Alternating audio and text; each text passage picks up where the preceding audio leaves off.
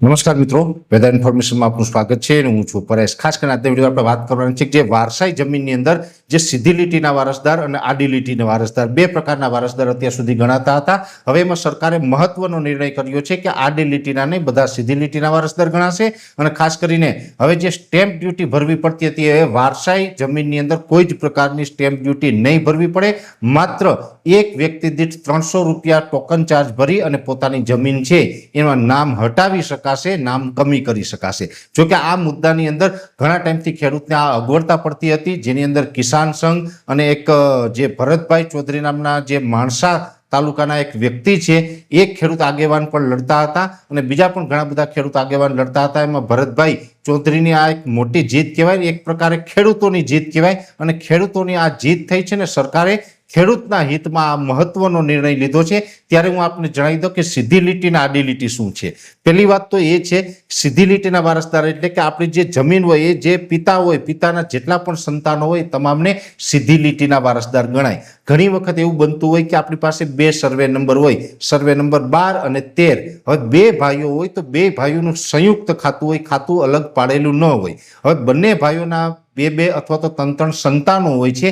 જ્યારે એક ભાઈનું અવસાન થાય તો એ ભાઈના અવસાન પામેલા ભાઈ હોય એના સંતાનો હોય છે આડી લીટીના વારસદારો ગણાય છે। જ્યારે જે હયાત વ્યક્તિ છે એના સંતાનો છે એને સીધી લીટીના વારસદાર ગણવામાં આવે છે। હવે જો આડી લીટીના વારસદાર જેને ગણીએ છીએ એટલે કે જેના પિતા હયાત નથી એના સંતાનોને પછી આપણી જમીનમાંથી નામ હટાવવાનું હોય તો પૂરેપૂરી સ્ટેમ્પ ડ્યુટી અત્યાર સુધી ભરવી પડતી હતી। ઘણા કિસ્સાની અંદર એવું થતું હતું। સામાન્ય રીતે આપણા ભારત દેશની પરંપરા મુજબ જોવા જઈએ તો જે આપણે બે ભાઈ હોય, ત્રણ ભાઈ હોય અથવા તો એની સાથે એક કે બે બેન હોય છે તો જે આપણી વારસાઈ જમીન છે એમાં બેનોના પણ નામ એડ થઈને આવતા હોય। ઘણી વખત બેનના લગ્ન થઈ જાય અને કોઈ કારણસર આપણે બેનનું નામ હટાવ્યું નથી, માની લે કે લગ્ન પછી અમુક વર્ષ પછી બેનનું અવસાન પામે છે તો બેનના જે સંતાનો છે એટલે કે ભાણેજો છે એના નામ આપણી જમીનમાં આવે છે અને એ ભાણેજો છે એ પણ આડી લીટીના વારસદાર ગણાય। તો એ ભાણેજોના નામ હટાવવા હોય તો પણ પછી જેટલી જમીન હોય એની જે સ્ટેમ્પ ડ્યુટી ભરી અને અત્યાર સુધી આપણે હટાવી શકતા હતા। પણ હવે સરકારે એક નવો જીઆર બહાર પાડ્યો છે, જે આપ જોઈ શકો છો। આ જીઆર પ્રમાણે જોવા જઈએ તો હવે જે આ જીઆરમાં બતાવ્યું એમ કે હવે પછીથી કોઈ પણ કેસમાં એવું થશે કે જે આડી લીટીના વારસદારો હતા અને એના નામ કમી કરવા હશે તો કોઈ જ પ્રકારે હવે સ્ટેમ્પ ડ્યુટી ભરવાની થતી નથી। માત્ર સ્ટેમ્પનું ટોકન છે એ 300 રૂપિયા ભરવાનું થશે પ્રતિ વ્યક્તિ। એટલે માની લઈએ કે કોઈ ભાઈ એક્સપાયર થઈ ગયા છે ને એના બે સંતાનો છે તો બંને સંતાનોના નામ આમાંથી હટાવવા હશે તો 600 રૂપિયા ટોકન ભરી અને આપણે આ નામ છે એ હટાવી શકશું। માની લે કેવી રીતે આપણા કોઈ બેન હોય, બેન એક્સપાયર થઈ ગયા અને બેનના જે સંતાનો હશે એના નામ આપણી જમીનમાંથી હટાવવા હશે તો પણ જેટલા સંતાનો હોય, એક સંતાન હોય તો 300, બે સંતાન હોય તો 600, ત્રણ સંતાન હોય તો 900, આમ પ્રતિ વ્યક્તિ 300 રૂપિયાનો ટોકન ચાર્જ ભરી અને આપણી જમીનમાંથી એ નામ કમી કરી શકશું। અત્યાર સુધી એવું હતું, આમ તો જે આપણી જે સિસ્ટમ હોય સામાજિક માળખા પ્રમાણે જે ભાઈઓના જમીનના ભાગ પડેલા હોય, 50 વીઘા જમીનમાંથી માની લે કે 2 ભાગ પડે, 3 ભાગ પડે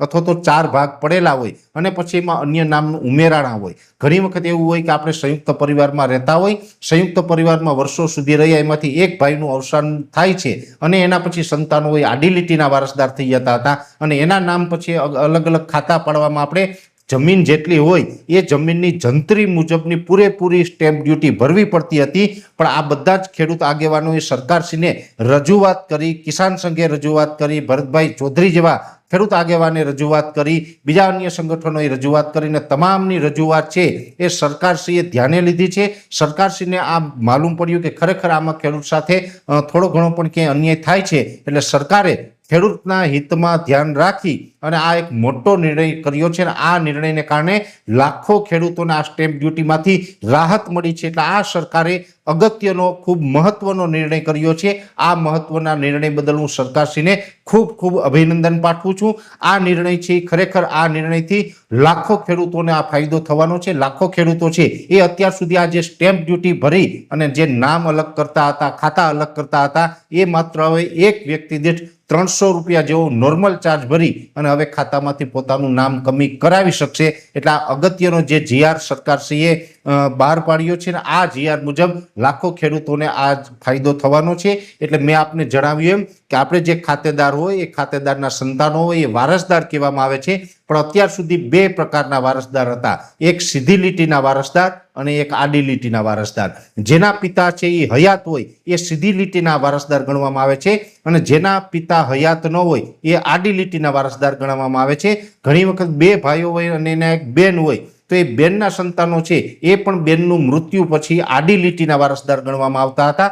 અને જેટલા આડી લીટીના વારસદાર હતા એ તમામના નામ કમી કરવા માટે જે આપણે જંત્રી ભરવી પડતી હતી, હવે એ જંત્રી આપણે 1 રૂપિયો પણ નહીં ભરવી પડે, માત્ર ટોકન ચાર્જ 300 રૂપિયા ભરીને આપણે નામ કમી કરશું. એટલે સરકારશ્રીએ આ ખૂબ મહત્વનો નિર્ણય કર્યો છે અને આનો જીઆર પણ અત્યારે થઈ ચૂક્યો છે. એટલે હવે પછીથી કોઈને પણ આવો પ્રશ્ન હશે એ તમામ ખેડૂત છે એ આ જે યોજના સરકારે નવી લાગુ કરી છે, આ નવો કાયદો લાગુ કર્યો છે, આ નવા કાયદાનો લાભ લઈ શકશે. આમ તો અત્યાર સુધી 1958ની કલમ 9 મુજબ આપણે સીધી લીટી અને આડી લીટીના વારસદારમાં જંત્રી ભરવી પડતી હતી. હવે એ 1958નો કલમ 9નો કાયદો છે એમાં ફેરબદલ થયો છે. એટલે આ કલમ 9ના કાયદાના જે ફેર કરી અને લાખો ખેડૂતોને સરકારશ્રીએ આ લાભ આપ્યો છે એ બદલને ફરીથી સરકારશ્રીને એક વખત ખૂબ ખૂબ અભિનંદન. એટલે આજે આવો કાયદો ફેર પડ્યો છે. આવા અનેક કાયદાઓ છે એમાં પણ આવનારા સમયમાં ફેરબદલ થાય અને ખેડૂતોને સતત આવા લાભ મળતા રહે એવી અપેક્ષા સાથે ફરીથી આપણે મળીશું. અત્યારે આ વિડીયોની અંદર એટલું દરેક મિત્રોને વિનંતી રહેશે, વિડીયોને લાઈક આપીને દરેક ગ્રુપમાં શેર કરી દેવો. જો તમે અમને યુટ્યુબ ઉપર જોઈ રહ્યા હોય તો ચેનલ સબસ્ક્રાઇબ કરજો અને ફેસબુક પેજને ફોલો કરજો. નમસ્કાર.